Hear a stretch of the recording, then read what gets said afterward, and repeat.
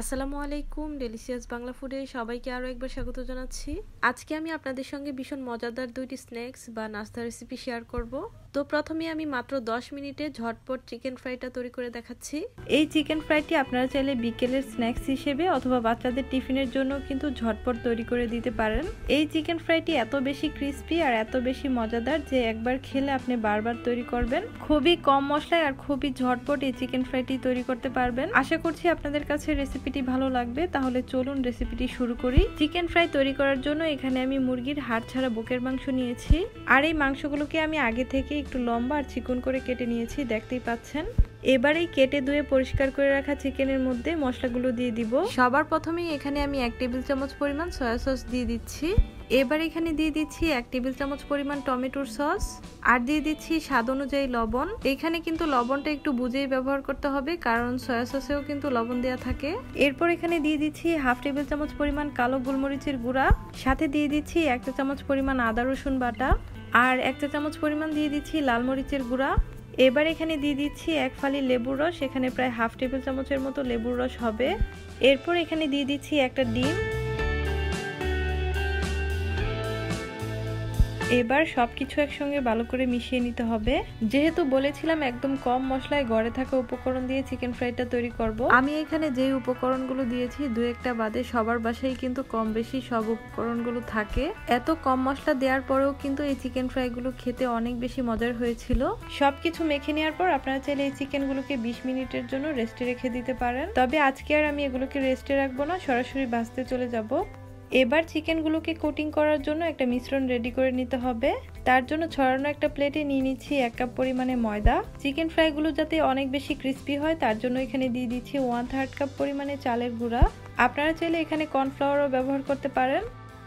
এবার এখানে 1 চা চামচ পরিমাণ দিয়ে দিচ্ছি কালো গোলমরিচের গুঁড়া, সাথে দিয়ে দিচ্ছি 1 চা চামচ পরিমাণ লাল মরিচের গুঁড়া, আর 1 চা চামচ পরিমাণ দিয়ে দিচ্ছি অরিগানো। এর পরিবর্তে আপনারা চাইলে মিক্স হার্বসও ব্যবহার করতে পারেন, আর যদি দুইটার একটাও না থাকে তাহলে স্কিপ করতে পারেন। এরপর এখানে স্বাদ অনুযায়ী লবণ দিয়ে আমি সবকিছু একসঙ্গে ভালো করে মিশিয়ে নিচ্ছি।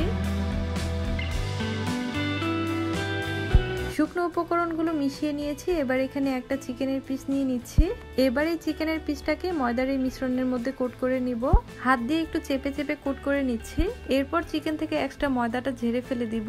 এতে করে চিকেনের গায়ে অনেকগুলো লেয়ার তৈরি হবে, আর এটা ভাজার পর খেতে অনেক বেশি ক্রিস্পি হবে। এবার এই চিকেন ফ্রাইগুলোকে ভাজতে চলে যাব। তার জন্য আগে থেকেই চুলায় একটা প্যান বসিয়ে পরিমাণ মতো তেল দিয়ে গরম করে নিয়েছি। তেলটা যখন ফুল গরম হয়ে আসবে তখন একে একে চিকেন ফ্রাইগুলো দিয়ে দিচ্ছি।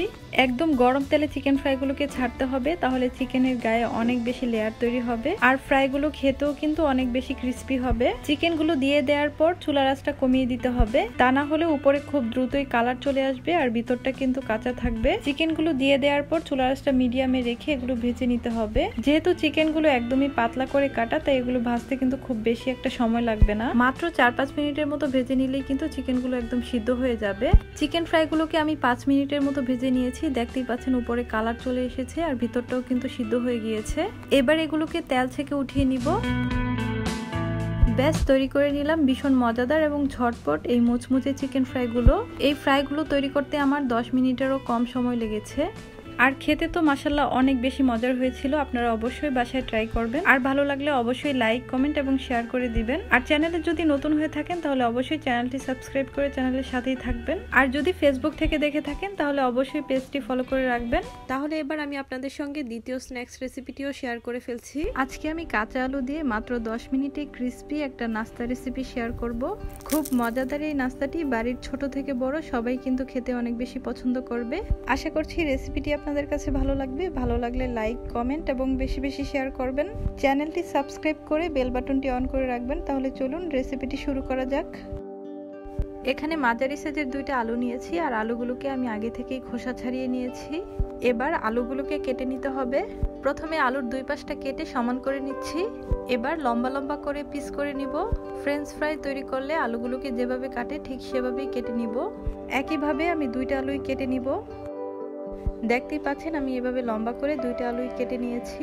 এবার এই আলুগুলোকে পানির মধ্যে ভিজিয়ে রাখবো যাতে করে আলুর কষটা চলে যায়। খুব বেশি সময় ধরে ভিজিয়ে রাখার দরকার নেই, মাত্র 1 মিনিটের মতো ভিজিয়ে রাখলেই হবে। তারপর আলুগুলোকে ধুয়ে একটা ছাঁকনির মধ্যে ছেঁকে রাখবো যাতে করে পানিগুলো ঝরে শুকিয়ে যায়। পানিটা শুকাতে শুকাতে অন্যদিকে আমি একটা মিশ্রণ তৈরি করে নিচ্ছি। একটা বাটিতে 1 কাপ ময়দা নিয়ে নিচ্ছি।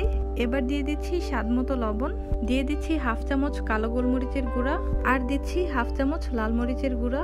চাট মশলা দিয়ে দিচ্ছি 1 চামচ। চাট মশলাটা দিলে কিন্তু নাস্তাটা খেতে অনেক টেস্টি হয়। এবার শুকনো উপকরণগুলো ভালো করে মিশিয়ে নিচ্ছি। মিশানো হয়ে গেলে এখানে আমি নর্মাল পানি দিয়ে একটা ব্যাটার তৈরি করে নিব। অল্প অল্প করে পানি দিয়ে ব্যাটার তৈরি করে নিতে হবে। একসঙ্গে বেশি পানি ঢেলে দিলে কিন্তু ব্যাটারটা যেরকম চাচ্ছি সেরকম হবে না, তাই অল্প অল্প পানি দিয়ে মোটামুটি ঘন একটা ব্যাটার তৈরি করে নিতে হবে। দেখে নিশ্চয়ই বুঝতে পারছেন ঠিক এরকম একটা ঘন ব্যাটার তৈরি করে নিতে হবে। ব্যাটারটা তৈরি হয়ে গেছে। এবার আমি আরেকটা প্লেটের মধ্যে হাফ কাপ ময়দা দিয়ে দিচ্ছি। এর সাথে সামান্য পরিমাণ লবণ দিয়ে দিচ্ছি। এবার ময়দার সঙ্গে লবণটা ভালোভাবে মিশিয়ে নিচ্ছি। অন্যদিকে ধুয়ে রাখা আলুর পানি শুকিয়ে গেছে। এবার আমি নাস্তাগুলোকে রেডি করে নিব। একটা আলুর পিস নিয়ে প্রথমে ময়দার ব্যাটারের মধ্যে ডুবিয়ে নিচ্ছি, তারপর শুকনো ময়দার মধ্যে দিয়ে কোট করে নিচ্ছি। শুকনো ময়দার মধ্যে কোট করে নিয়ে আমি আবারও ময়দার ব্যাটারের মধ্যে ডুবিয়ে দিব, তারপর আবারও শুকনো ময়দার মধ্যে কোট করে নিব শেষবারের মতো। এভাবে করে 2 বার কোট করে নিলে লেয়ারগুলো বেশি হয় আর ক্রিস্পিও হয়। একইভাবে সবগুলো নাস্তা রেডি করে নিয়ে আমি ভাজতে চলে যাব। তেলটা গরম করে নাস্তাগুলো দিয়ে দিচ্ছি। প্রথম অবস্থায় তেলটা অনেক বেশি গরম করে তারপর নাস্তাগুলো দিয়ে দিতে হবে। নাস্তাগুলো দিয়ে তারপর চুলার আঁচটা মিডিয়াম করে নাস্তাগুলো ভেজে নিতে হবে। আমি একসঙ্গে 5টা দিয়ে দিলাম, বেশি দিয়ে দিলে আবার একটার সঙ্গে একটা লেগে যাবে। তারপর উল্টে পাল্টে 4-5 মিনিট ভেজে নিলেই কিন্তু উপরের লেয়ারটা আর ভিতরের আলুটাও সিদ্ধ হয়ে যাবে। নাস্তাগুলো ভাজা হয়ে গেছে আর কালারটাও কিন্তু দেখতেই পাচ্ছেন গোল্ডেন ব্রাউন কালার হয়ে গেছে। এবার আমি একটা ছাঁকনি দিয়ে তেল ছেঁকে নাস্তাগুলো উঠিয়ে নিচ্ছি। আর একইভাবে সবগুলো নাস্তাই আমি ভেজে নিব। সবগুলো নাস্তাই আমি তৈরি করে নিয়েছি। দেখতেই পারলেন নাস্তাগুলো তৈরি করা কতটা সহজ। অনেক বেশি ক্রিস্পি আর মজাদার এই আলুর স্ন্যাক্সগুলো। আমি একটু আপনাদেরকে ভেঙে দেখাই এটা কতটা ক্রিস্পি হয়েছে।